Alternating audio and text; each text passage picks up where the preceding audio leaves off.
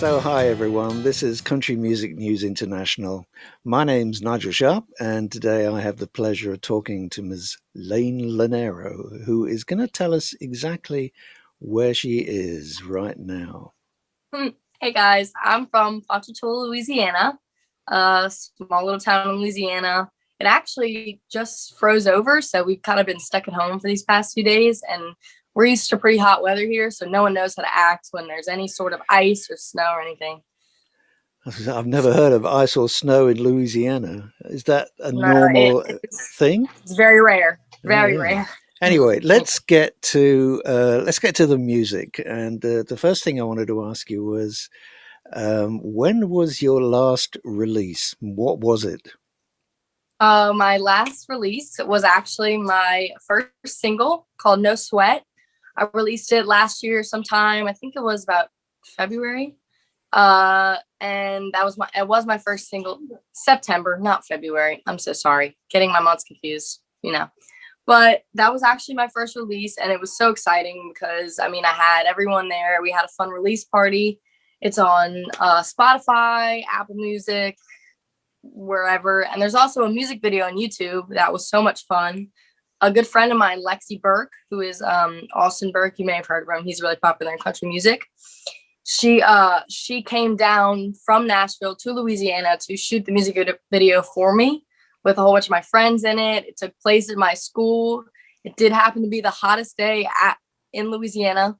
Like it was a heat wave. It was like 102 the whole day, and the video was called No Sweat. There was a lot of sweating, but it was a really fun experience, and I was so excited. And yeah, it's still out there. People still talk about it, hopefully. And I'm just trying to get more out there as soon as possible with all this crazy stuff going on. Yeah, that's right. Yeah, I've seen the video, and I guess the thing that kind of struck me about it was like the cheerleading scenes because it just looked like you were having fun, and Yeah, it also looked like you really knew what you're doing here. that is my dance team. I'm going to practice after this, and I was just like, let's. I was like, it'd be fun to have a little dance break. Like that Yeah, was that was one of our sideline routines. We do at a football game. It was just something really simple, but it was really fun, and it was a really good way to get all my friends involved.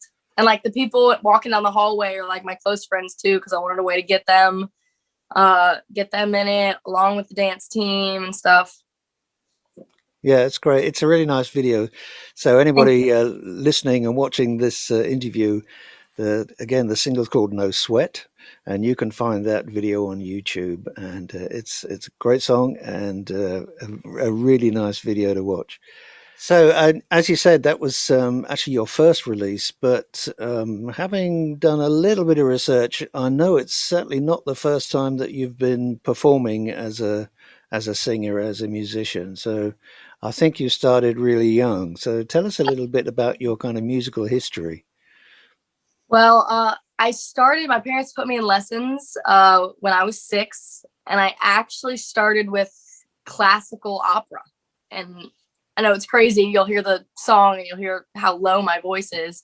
You'll be like, no way. But I actually did classical opera. I was doing Italian and all that stuff. And then I got more into musical theater and I started doing plays. And then after one play I did, Annie, where I was Annie, Okay. I I don't know, I guess I destroyed my voice while also kind of going through puberty. So like for a good 3 months, I just did not have a voice and I just could not sing.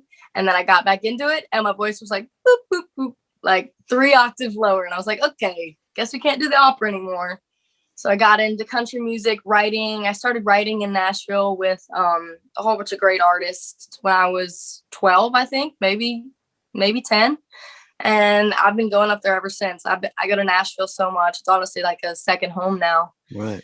And I have so much music. I write. I can now play guitar. It's not the best. I'm learning still, but I do piano, all that stuff. And I perform around town. I perform around places in Nashville. And yeah. Yeah. How is it with performing at the moment? Do you have any, possibilities to do that with the current sort of pandemic situation? Well, a lot of stuff now is lives. Like I'll have to do lives on Instagram or Instagram takeovers for other places, for other accounts. But some places in Louisiana are doing it. Like restaurants, I can go and still perform. Okay. Which is crazy, but yeah, I'll take advantage of it while I can. Going back to that songwriting, I mean, that you started doing that at a very young age. I mean, I don't think most people are writing songs when they're like 12 or 10. So, I mean, what got you into that? Why did you start writing? Well, when I was younger, my parents always told me there's like videos that my grandpa has of me in his backyard, just like just singing and making up songs on the spot. And my parents were like, "Yeah, we're gonna try that out." So I actually went to California, and I was part of a group in California that really got me into songwriting to start because they wanted me to be an independent artist. And then I was like, well, actually, Nashville's more, me for that, and it's closer to home. So I started going to Nashville. I don't know. I started writing on my own. I mean, it wasn't the best, obviously. Like I said, I was 10, 11, 12, wasn't what you'd expect. Actually, it probably was what you'd expect. So then I got with a group and a program, and just every time I went up there, I'd write with someone new. I'd write with the same people, and I'd just get a whole bunch of songs out there. Getting better as I go along. Yeah, well, practice makes perfect, as they say. Now, that first single, if I understand it correctly, was put out by Disney, or you're signed to It's Disney? promoted by Radio Promoted by Disney. Disney. Okay. So how did, that's absolutely amazing. I grew up listening to Radio Disney Country, so like I was just like amazed by that. did they contact you, or did you kind of write to them? They contacted me and they were just like, "Hey, we like this. We'd like to promote it." And I was like, "Yeah, heck Okay. yeah, sure, go for it." Yeah. So that was the last release, but the next one's coming out real soon, I think. Is that right? Yes, and end of this month, next Friday. Oh my God, it's Right. so soon. So have you got a video ready to go with that? No, I'm not even No. sure if I'm allowed to say about the video yet, but we're working on that. Okay. So So that will be coming out as soon as possible, but we're working on that as we speak. what's the title of this next release? It's called How Far. Okay. Is this one of your songs, or is this from somebody else? This is one I wrote with a good friend of mine. Her name is Carrie Ann Jean. We've written a few times together. She's based in Nashville too, and we wrote it together so quickly. We wrote it in like 2 hours, and then like a week later, she was like, "This is good. Let's release it." I was like, "Yeah, I want to release it. Let's do it." Okay.